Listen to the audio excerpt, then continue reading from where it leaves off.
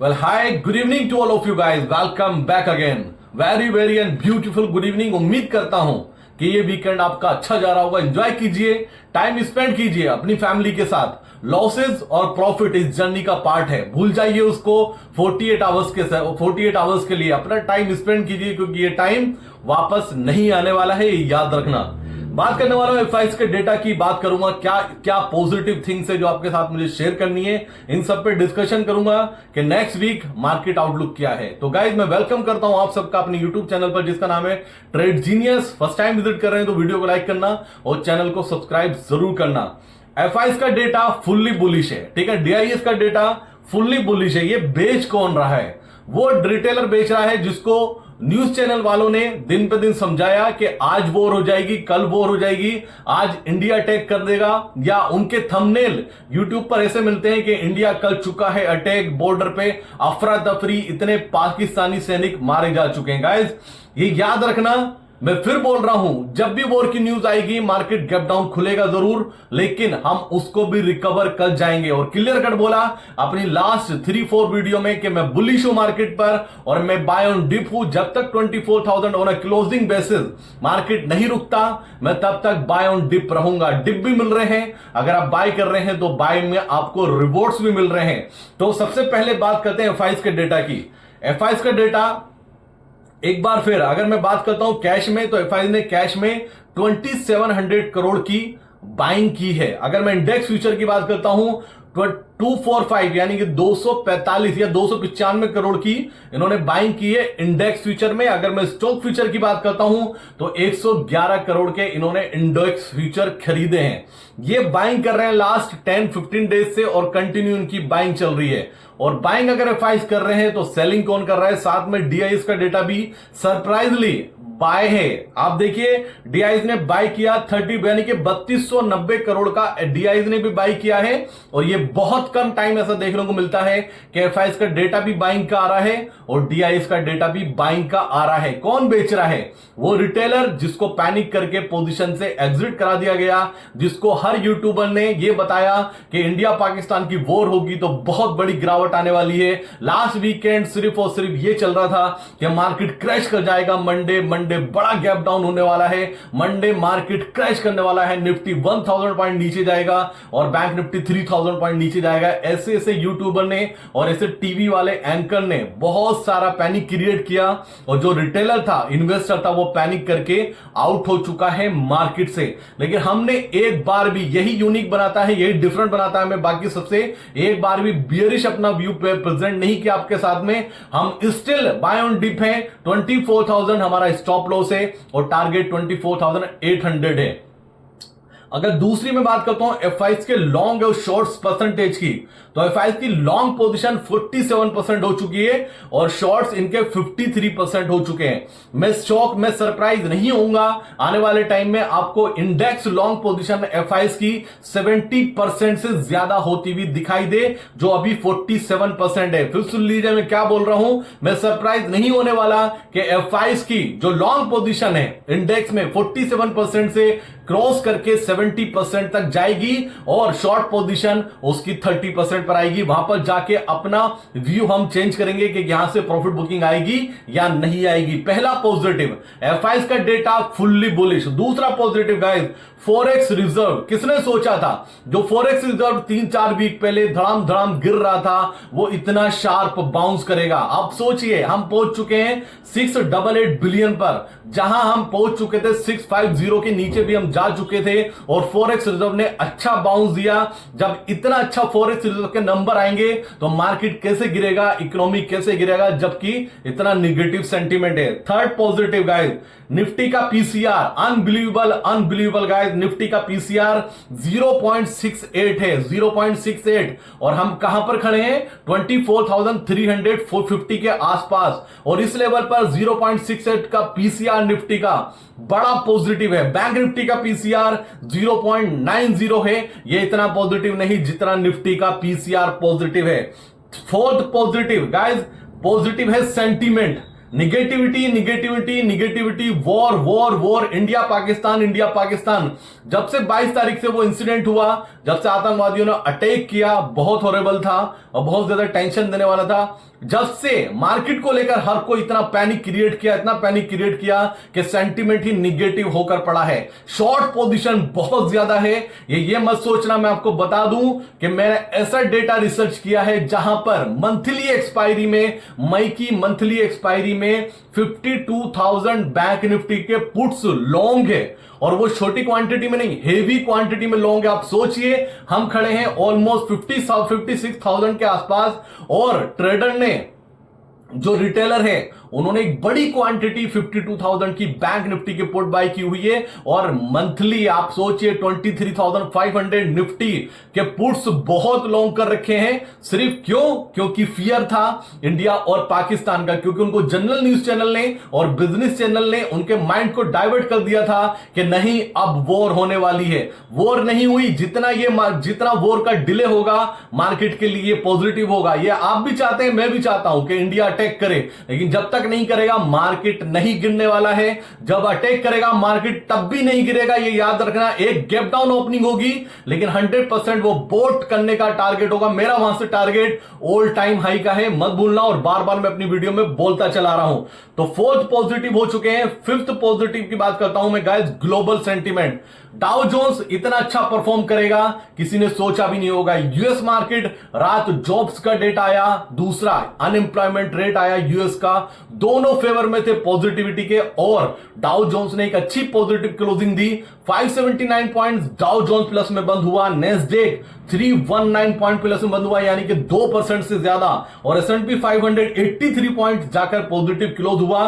तो global sentiment में US market से पॉजिटिविटी खड़ी दिखाई दे रही है सामने। तो 5 पॉजिटिव हो चुके हैं। पहला एफआईएस का डेटा, दूसरा फॉरेक्स रिजर्व, तीसरा हो चुका है निफ्टी का PCR, fourth positive sentiment, fifth positive global market. और ग्लोबल मार्केट में एक बात और मैं डिस्कशन करना चाहता हूं आपसे, आप जाके देखिए डैक्स को, यूरोप के मार्केट में डैक्स को जाकर देखिए, और डैक्स तो अभी जो क्लोजिंग हुई है उसकी 23,086, और इसका ऑल टाइम हाई 23,476 है, यानी कि सिर्फ 300 पॉइंट्स दूर है अपने ऑल टाइम हाई से। मतलब 400 पॉइंट मान लीजिए, 400 पॉइंट्स दूर है अपने ऑल टाइम हाई से। कहां है निगेटिविटी, कहां है मंदी? तीसरा सबसे बड़ा पॉजिटिव मेरी नजर में वो है यूएसडी आईएनआर। किसी ने सोचा था कि एक टाइम पर 88 को क्रॉस करने के बाद कि 84.52 भी आ सकता है। 4 रुपीज वहां से डिस्काउंट हो चुका है, करेक्ट हो चुका है, और एक बड़ी गिरावट अभी तक यूएसडी आईएनआर में आती हुई नजर आई है। यह भी बड़ा पॉजिटिव है मार्केट के लिए। तो निगेटिव कुछ नजर नहीं आ रहा। दूसरी बात, क्रूड ऑयल गाइस 61.29, तो ये सब कुछ हो चुका है डेटा, और गिफ्ट निफ्टी हमें दिखा रहा है 130 पॉइंट प्लस में। इसके साथ साथ में मैं ऐड कर देता हूं कोटक महिंद्रा बैंक के रिजल्ट के बारे में, और एसबीआई के बाद रिजल्ट के बारे में मैं रिसर्च कर रहा हूं। अगर मैं फर्स्ट टिक में उसको देखता हूं तो मुझे रिजल्ट खराब दिखाई देते हैं। उसका इंपैक्ट क्या आएगा वो दूसरी वीडियो में मैं आपके साथ डिस्कशन करूंगा। गाइस, इन सबको देखकर मुझे बिल्कुल डर नहीं लगता। मुझे ऐसा लगता है मंडे का सेशन एक पॉजिटिविटी के नाम हो सकता है, और ये बड़ी पॉजिटिविटी के नाम हो सकता है। अभी तक क्या हुआ, कल के सेशन में हमने रनअप दिखाया। एक टाइम पर हम 250 पॉइंट से ज्यादा प्लस में थे निफ्टी में, लेकिन वहां से सेल ऑफ आता है, और हम ऑलमोस्ट ऊपर से 350 400 380 पॉइंट तक गिर जाते हैं ऊपर से। रीजन क्या था, ये कि गाइस अंडरस्टैंड करना, ये जो कल सेल ऑफ आया वो प्रॉफिट बुकिंग नहीं थी। एक इंटरनल न्यूज आती है, एक मार्केट आवर्स में न्यूज आती है, सुप्रीम कोर्ट का वर्डिक्ट आता है जिंदल स्टील के लिए और भूषण स्टील के लिए। मार्केट उसको नेगेटिव लेता है, जिंदल स्टील 6.5% तक नीचे जाता है। एक वही रीजन था जिसकी वजह से मार्केट में सेल ऑफ आया। वो सेल ऑफ इतना बड़ा आया कि रिटेलर ने सोचा भी नहीं होगा, ट्रेडर ने नहीं सोचा होगा। मैं तभी बोलता हूं हमारा एक्सपीरियंस यूनिक है, हमारी स्ट्रेटेजी यूनिक है गाइस। ये किसी दिन भी हमारे मल्टीपल जैकपॉट लगाने का दम रखती है, ऐसी स्ट्रेटेजी है। तो कल भी हमने प्रॉफिट बुक किया 2 ट्रेड में, थर्ड ट्रेड हमारा ओपन है। उम्मीद करते हैं मंडे के सेशन में भी उसमें प्रॉफिट होगा। जिंदल स्टील की न्यूज आने के बाद मार्केट में सेल ऑफ आया, वो न्यूज बेस्ड सेल ऑफ था। अंडरस्टैंड कीजिए, जब कोई न्यूज आती है न्यूज के दम पर मार्केट गिरती है। जब तक वो न्यूज चैनल पर सर्कुलेट नहीं होता, टेलीकास्ट नहीं होती वो न्यूज, वो उससे पहले डिस्काउंट हो चुकी होती है। अंडरस्टैंड करना, क्या करता है कॉमन ट्रेडर, वो न्यूज चैनल को देखता है कि क्या न्यूज आई है, कि जिंदल स्टील की न्यूज आई है और मार्केट में बड़ा सेल ऑफ आया है, तो वो जाके निगेटिव पोजीशन बनाता है कि ये तो कंटिन्यू होगा। लेकिन वो न्यूज जब तक सर्कुलेट होती है टीवी चैनल पर, बिजनेस चैनल पर, वो डिस्काउंट हो चुकी होती है और मार्केट वहीं से रिवर्स होता है। मैक्सिमम टाइम आपने नोट किया होगा, जब निगेटिव न्यूज आती है मार्केट वहां से रिवर्स होती है, और मैक्सिमम टाइम वीकेंड पर जो भी रिजल्ट आता है किसी कंपनी का, अगर वो निगेटिव आता है तो स्टॉक पॉजिटिव रिएक्ट करता है, अगर पॉजिटिव आता है तो स्टॉक निगेटिव रिएक्ट करता है। ये 80% केसेस में होता है। तो जिंदल स्टील की न्यूज आई, मार्केट में सेल ऑफ आया, लेकिन वहां से बाउंस दिया मार्केट ने और अच्छे लेवल पर जाकर क्लोजिंग दी है। हम 3 टाइम 24,500 को टच कर चुके हैं, ब्रेक कर चुके हैं। मुझे ऐसा लगता है मंडे हमें ब्रेकआउट मिलने वाला है। मेरा शॉर्ट टर्म का टारगेट निफ्टी में बता चुका हूं, वीडियो में आपको बोल चुका हूं, मैं बाय ऑन डिप हूं 24,800 पहला टारगेट है, और उसके बाद निफ्टी में 25,000 मुझे मार्केट जाता हुआ नजर आता है। मैं बेरिश तभी होऊंगा, निगेटिव तब होऊंगा जब 24,000 ब्रेक करके सस्टेन करता है ऑन अ क्लोजिंग बेसिस। ये अंडरस्टैंड कर लेना, मैं डेली की बात नहीं कर रहा, ऑन अ क्लोजिंग बेसिस। चाहे 24,000 के नीचे जाके वो क्लोजिंग 24,000 के ऊपर देता है तो मैं बुलिश हूं तब भी। तो मुझे ऐसा लगता है कमिंग वीक में गाइस मार्केट सरप्राइज करने वाली है आपको, पॉजिटिव साइड, निगेटिव साइड नहीं, पॉजिटिव साइड, और इस बार लीड करेगा आईटी सेक्टर। याद करने, ध्यान से सुन लेना, इस बार लीड करेगा आईटी सेक्टर, और निफ्टी में आपको बड़ी तेजी बनती हुई नजर आएगी। बैंक निफ्टी यहां पर स्टॉप होगा, बैंक निफ्टी रुकेगा, निफ्टी यहां से रॉकेट होगा, जिसके चांसेस बहुत ज्यादा हैं। तो आईटी मार्केट को सपोर्ट करेगा। मेरा टारगेट शॉर्ट टर्म का 24,800 है, जो मैं लास्ट वीडियो से बोलता चला रहा हूं। मेरा टारगेट 24,800 है और 25,000 है। अगर आप ट्रेडर हैं, आपके पास कैपिटल है, तो शॉर्ट कीजिए आप 25,000 का पुट मंथली अगर दम है। अगर आपके अंदर पोटेंशियल है तो शॉर्ट कीजिए, बड़ा पैसा बनने के चांसेस बहुत ज्यादा है, भर भर के प्रीमियम है, और स्टॉप लॉस सिंपल सा well defined 24,000 on A closing basis. तो मेरा व्यू पॉजिटिव है, मैं नहीं डरता हूं इंडिया पाक की निगेटिविटी से, क्योंकि वॉर जिस दिन होगी उस दिन गैप डाउन खुलेंगे, मैं तब भी बुलिश हूं और मैं बाय करने के लिए तैयार खड़ा हूं।